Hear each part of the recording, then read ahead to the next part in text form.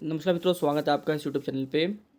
आज भारत के अगले 5 साल तय हो रहे हैं। मतलब जनरल इलेक्शन जो लोकसभा चुनाव हुआ था उसका आज रिज़ल्ट डे है। रिज़ल्ट बड़ा ही अजीब-सा है। किसी भी पार्टी को एक जैसे पिछली बार 2 बार आप लगातार देख रहे थे कि एकदम क्लीन स्वीप जैसा माहौल था, पर इस बार ऐसा नहीं है। अब की बार विपक्ष बहुत ज़बरदस्त लड़ा है और ज़बरदस्त सीट भी लेके आया है। अभी फाइनल वोटिंग जो जो होने के बाद जो फाइनल गिनती जो है वो भी हुई, ख़त्म नहीं है, चल रहा है। कुछ पर रिज़ल्ट घोषित हो चुका है, अभी कुछ पर रिज़ल्ट्स आना बाकी है। लेकिन फिर भी ये मान के चलिए, जो फिगर्स जारी हो चुके हैं उसमें 1-2 सीटों का ऊपर नीचे होना बात अलग है, वरना मोस्टली सीटें क्लियर ही हैं, क्योंकि जो आगे चल रहे हैं, कोई 2 लाख कोई 2.5 लाख से आगे चल रहा है, तो मान के चलिए उसकी जीत लगभग पक्की है। आप देख सकते हैं इलेक्शन कमीशन ऑफ इंडिया की ये ऑफिशियल वेबसाइट है।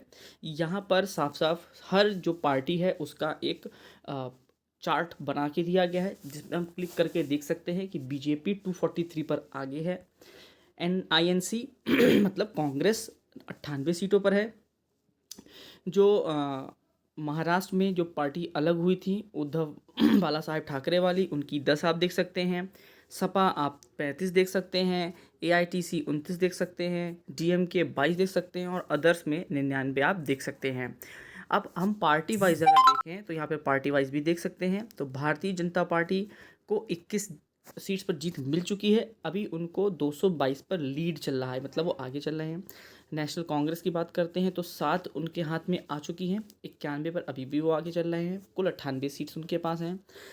जनता दल सेक्युलर, जिसको JDS कहा जाता है, उसकी वो 2 पर आगे चल रही थी और वो दोनों जीत चुके हैं। शिवसेना जो उद्धव बाला साहेब ठाकरे वाला है, वो अभी 1 सीट जीत चुके हैं, लेकिन 9 पर वो आगे चल रहे हैं।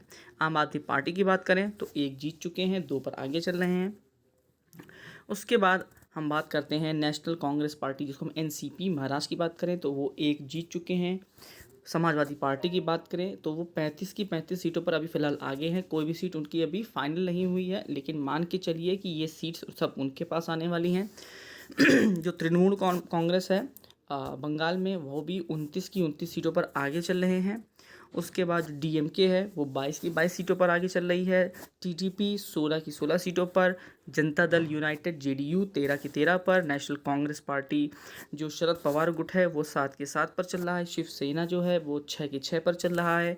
लोक जनशक्ति पार्टी जो कि LJP कहा जाता है उसके भी 2 हिस्से हो चुके हैं। रामविलास का एक ग्रुप हो चुका है, तो वो भी 5 के 5 पर चल रहे हैं।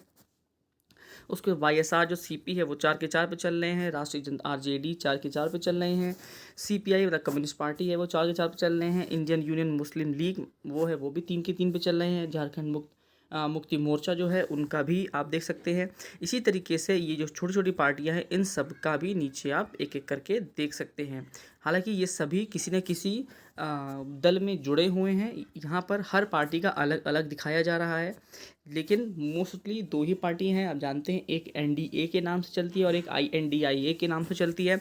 ये 2 ही दल है जो मिलाकर सरकार बनाने की बात करेंगे। टोटल 543 सीट जो हैं वो टोटल है, जिसकी 509 सीटों पर आगे पीछे का चल रहा है खेल और 34 सीटें क्लियर हो चुकी हैं। अब देखिए, इस बार का जो इलेक्शन है वो अलग मुद्दों पे लड़ा गया। जो सबसे बड़ा मुद्दा निकल के आ रहा है, जो देखा जा रहा है, वो सिर्फ ये देखा जा रहा है कि भर्तियों का अटकना लटकना और चटकना, ये एक बहुत बड़ा मुद्दा निकल के होगा। तो जो भर्तियों का ये अटकना रहा, ये वाकई में एक बहुत बड़ा मुद्दा बन के आया।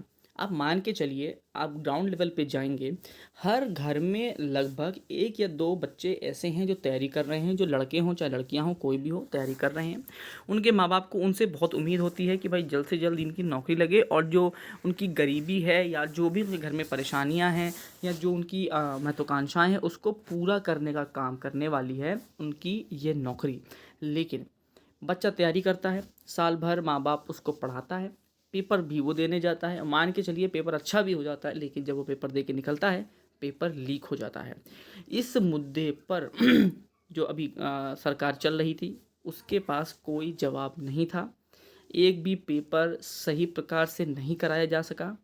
जो हुए वो अटक गए कोर्ट में जाके, जो हुए उनका पेपर लीक हो गया, जो जनता के दिल में बहुत अंदर तक गया है।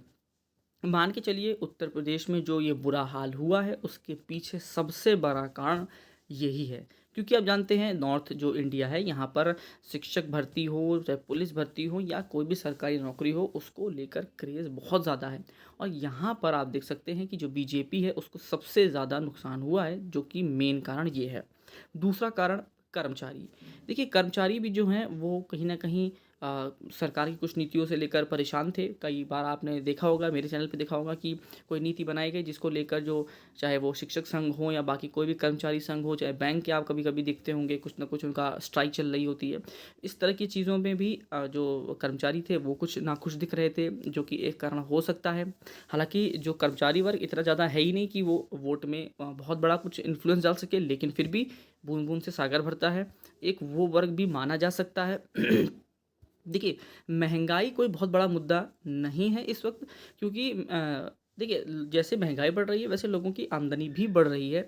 तो महँगाई इस बार कोई बहुत बड़ा मुद्दा नहीं था, क्योंकि देखिए पेट्रोल प्राइसेस भी बढ़ रहे हैं, लेकिन इसको लेकर किसी ना पार्टी के पास कोई बहुत कहने के लिए है, ना विपक्ष के पास कुछ कहने के लिए है, क्योंकि आप मान के चलिए सरकार किसी की बने वो महँगाई कम नहीं होने वाली। तो महँगाई भी बहुत बड़ा मुद्दा नहीं था। तो इस बार अगर मुद्दों में देखा जाए तो सबसे बड़ा मुद्दा जो बन के आया वो आया भर्तियां, पेपर लीक और बीच में आरक्षण को लेकर भी काफ़ी गर्मागर्मी रही। तो इन मुद्दों पर अगर कोई भी सरकार आएगी और वो इन मुद्दों पर जवाब नहीं देगी तो मान के चलिए अब जनता उसको रोकने वाली नहीं है। खासकर नॉर्थ इंडिया में आप देखेंगे, अगर आप बीजेपी को ध्यान से, सबसे ज़्यादा नुकसान कहाँ हो रहा है? आप देखेंगे राजस्थान में हो रहा है, आप देखेंगे उत्तर प्रदेश में हो रहा है, आप देखेंगे महाराष्ट्र में हो रहा है। और ये बहुत बड़ी-बड़ी सीट्स हैं जहाँ पे 60 सीटें, 80 सीटें 30 सीटें, इतनी बड़ी-बड़ी सीट्स हैं। यहाँ पर इनको भारी नुकसान देखने को मिल रहा है, जिसके पीछे सबसे बड़ा कारण ये भर्तियों का अटकना है। तो जो भी सरकार बने, अभी तो फ़िलहाल मामला बहुत क्लियर नहीं है। हाँ, जो एनडीए है वो बहुमत से थोड़ा ही ऊपर है, 272, और कभी काउंटिंग 200, कभी 93, 94, 95 के आसपास चल रही है।